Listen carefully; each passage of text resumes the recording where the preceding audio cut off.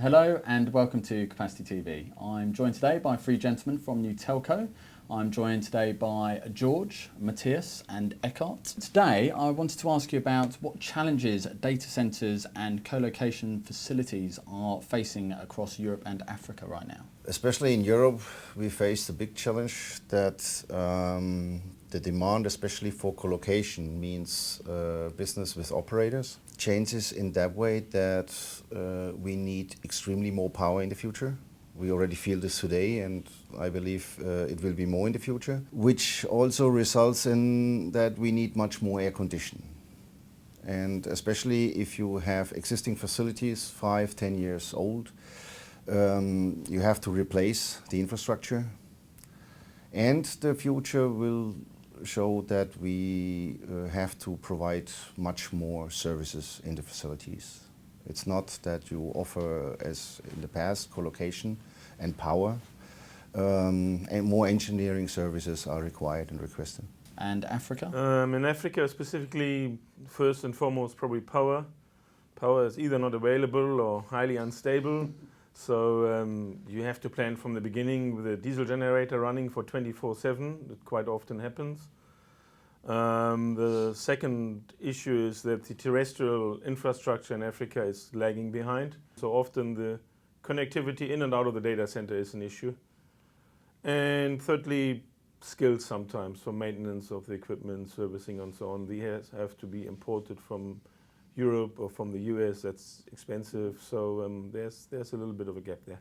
And Africa, are you concerned that it's being overserved with capacity? And what role is NewTelco playing right now in the African marketplace? I believe there can't be too much capacity. I think too much capacity is a good thing. Africa is one of the poorest markets in the world. It really needs a different approach to pricing. The choice and overcapacity help to drive that and come up with new pricing models. It's also a case that I believe the capacity will be very quickly taken up once the terrestrial networks catch up with the subsea networks. It's all about connectivity. There's always a bit of a lag. It takes a few years, but once it's happened, the demand is so huge, it's virtually insatiable. So once you offer the capacity, it really gets gobbled up very, very quickly. And George, if I can just ask you about your NewTelco facility in Georgia, why you opened that, and a bit about your strategy in Central and Eastern Europe right now.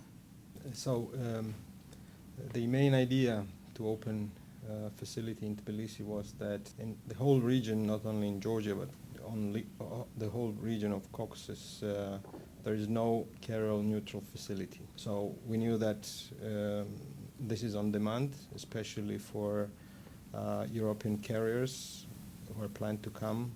And of course they need a carrier neutral facility. That was the main idea to invest in Tbilisi facility. Matthias, maybe you can tell me a little bit more about what investments NewTelco is making to serve the needs of its carrier customers right now. Well, first of all, in the co-location facilities we're running, and also especially in our virtualization of the services. So we offer not only co-location, we also offer what we call virtual POP, virtual meet me room services, which means we provide the hardware. And our customers can lease ports or partitions out of this. Can you just, I don't know, sum up for me the reasoning behind why carriers right now want to outsource? In Europe, if you see that our customers are coming not from Europe, we're providing services for customers from outside Europe.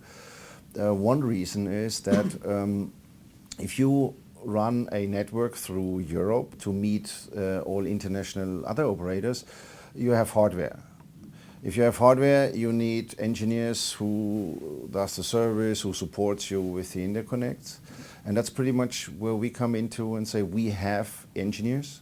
And I believe that differs us a little bit to the most of the other co-location facilities. We have more than half of our staff are engineers, trained in transmission, in SDH IP. That means because we are carrier independent, completely carrier neutral, we have a pool of engineers where our customers have the possibility to use them very efficiently. That means they only have costs when they have something to do. And the next point is engineers are endless. Yeah, I mean, from our side, it's also in Africa, we found it's particularly a cost argument.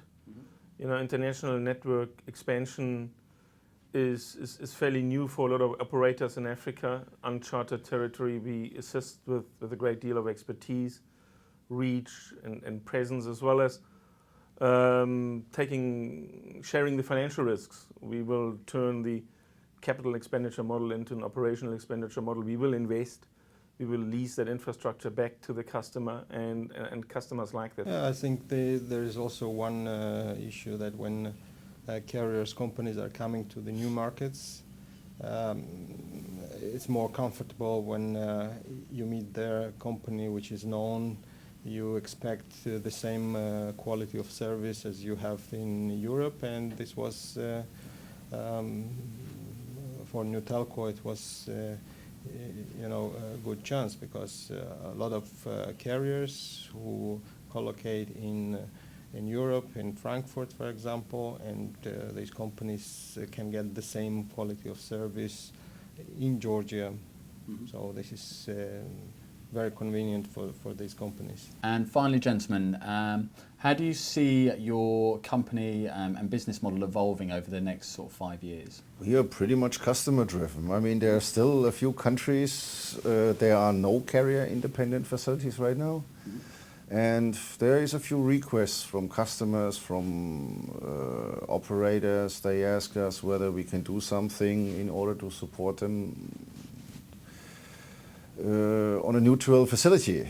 And that was the reason why we opened Kiev those days, why we opened South Africa, now Georgia.